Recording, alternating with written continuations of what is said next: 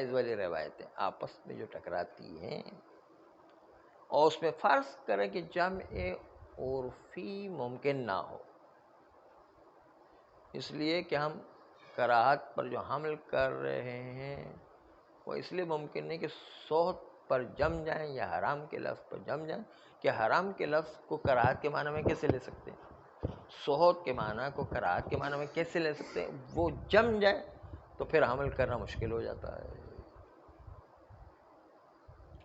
تو ایسی صورت میں آپ مرحلے دوم میں آئیں گے کہ دونوں روایات اس میں مرجحات اور ترجیحات کو ملاحظہ کریں گے، اور آپ دیکھیں گے کہ ترجیح جواز والی روایت کو حاصل ہے۔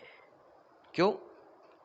اس لیے کہ جو حرام والی روایتیں ہیں وہ مخالف عامہ ہے۔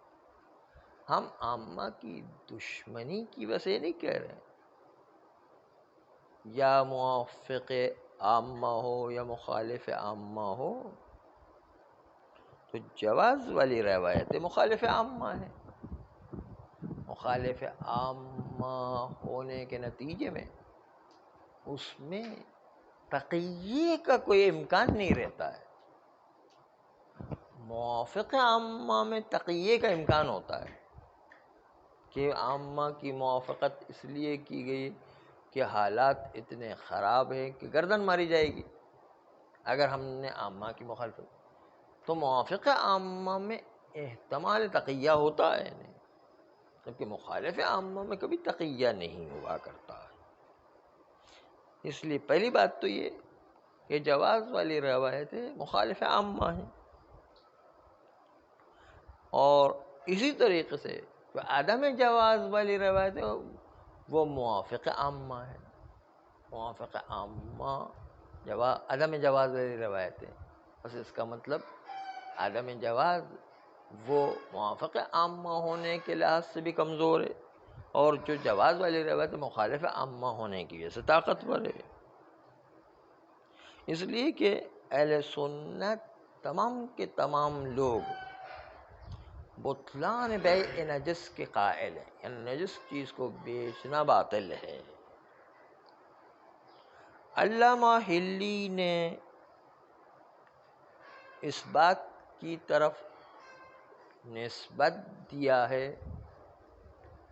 ابو حنیفہ کی طرف نسبت دیتے ہوئے کہ ابو حنیفہ جواز بیع غائط کے قائل ہیں۔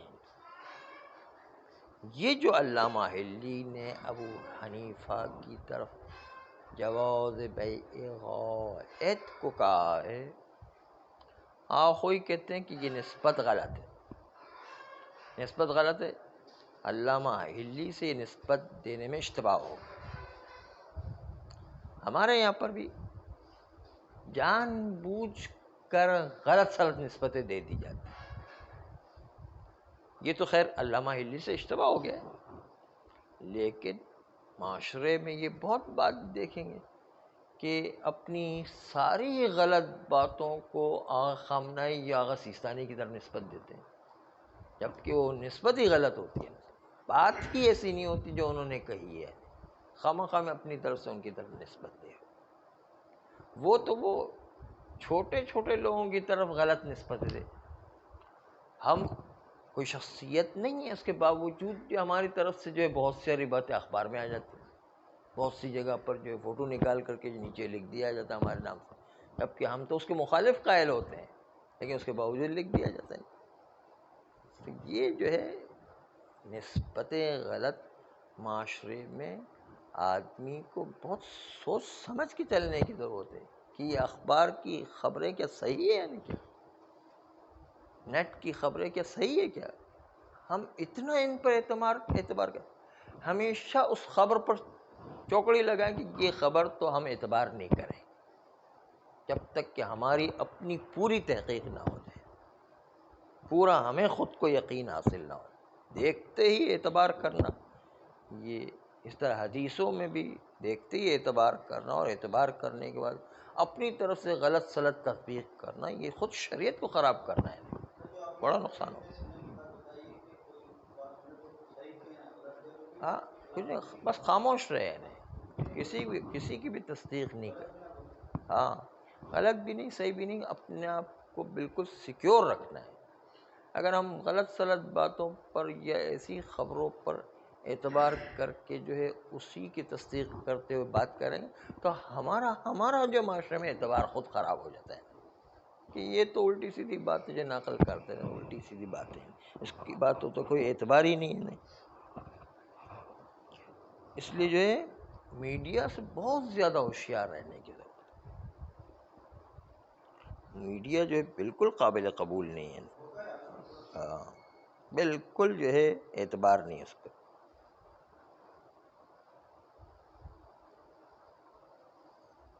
لیکن یہ بات ہم کہہ تو رہے ہیں، لیکن عوام زیادہ تر اسی چیزوں پر تکیہ کیے ہوئے ہوتی ہے، بلکہ ہم بھی زبانی طور پر کہہ تو رہے ہیں، لیکن عملی طور پر بہت سی جگہوں پر جو ہے ہم لوگ بھی گرفتار ہو جاتے ہیں۔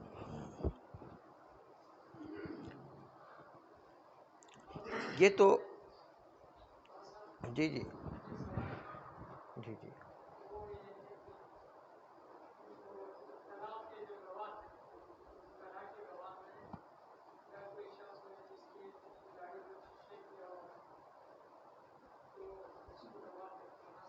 نہیں، یہ تو کھلم کھلا گناہ ہے، کھلم کھلا گناہ گواہ نہیں بن سکتا ہے۔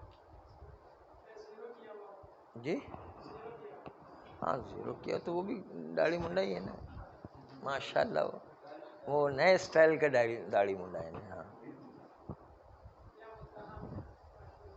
ہاں، تو بھی بہرحال متہم آدمی جو عدالت ثابت ہونا چاہیے، احراز ہونا چاہیے، تب وہ گواہ بن سکتا ہے۔ اس کی عدالت احراز نہیں یا مشکوک ہے تو مشکوک آدمی جو ہے گواہ نہیں بن سکتا ہے۔ یہ طلاق کا مسئلہ جو ہے مولا علی کی روایت ہے، مولا امیر المومنین السلام کی روایت ہے کہ طلاق کے 2 عادل گواہ ہونا چاہیے، عادل گواہ نہیں ہے تو نہیں چلیں گے۔ اسی لیے ہم نے قم میں ایک اچھا طریقہ دیکھا، مجتہدین جب بھی گواہ طلاق کا رکھتے تھے تو 2 آدمی کو نہیں رکھتے تھے، پوری کلاس کو 10 12 15 16 افراد کو جو بٹھاتے تھے، تاکہ ان میں سے کوئی نہ کوئی تو 2 عادل ہوں گے نہیں، وہ کسی کو بس وہ شاعریہ دیتا اسی پر اکتفا کرتے ہیں۔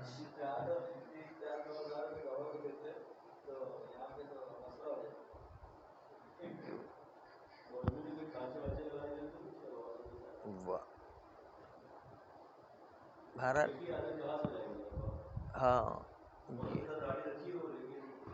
ہاں، نہیں، عدالت ثابت ہونا چاہیے تب ہم رکھ سکتے ہیں۔ ایسی جو ہے مشکوک افراد پہ پتہ نہیں تو ہم نہیں رکھ سکتے، اس کو نہیں پتہ نہیں ہے تو اس کو خالی ہم رکھے، وہ بھی غلط ہو جائے گا۔ نہیں،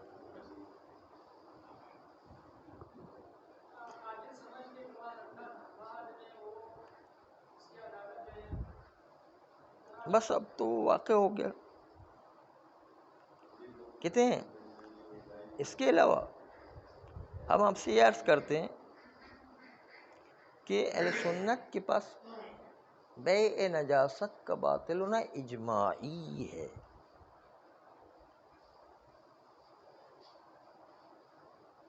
بلکہ ممکن ہے کہ ہم مجوزہ والی روایات کو اس جہت سے کہ موافق کتاب ہے وہ ترجیح دیں، اس لحاظ سے کہ وہ عمومات کے ساتھ موافق ہے، کتاب کے ساتھ موافق ہے۔ جیسے احل اللہ البیع تجارۃ عن تراض، یہ عمومی روایات کے ساتھ مجوزہ والی روایت مقدم ہے، اور اس سے بھی تنزل کرتے ہوئے ہمارے پاس یہ کہ چلو فرض کریں نجاست کو بیچنا حرام اور نجاست کو بیچنا جائز، دونوں روایت کو برابر قرار دیتے۔ اذا تساقطا، جب جو ہے 2 روایت آپس میں تعارض کر کے تساقط کر جائے یرجع الی الاصل، اور اصل عموم اطلاقات موجود ہے کہ بیع اور تجارت جائز ہے، جو تقاضا کرتی ہے عمومات کہ بیع ازیرہ بھی جائز ہونا چاہیے۔ بس خلاصہ مطلب یہ کہ ابوال و غایت ان حیوانات میں سے کہ جن کا گوشت نہیں کھایا جاتا ہے، ان ابوال و غایت کی طرح کہ جو حلال حیوانات ہوتے ہیں ان کے بول و غایت جس طرح جائز، اس میں کوئی اشکال نہیں ہے۔ غیر معقول لحم کے بھی بول و غایت کی خرید و فروخت اور اس کے پیسے لینے میں کوئی حرج نہیں ہے۔ صلی اللہ علیہ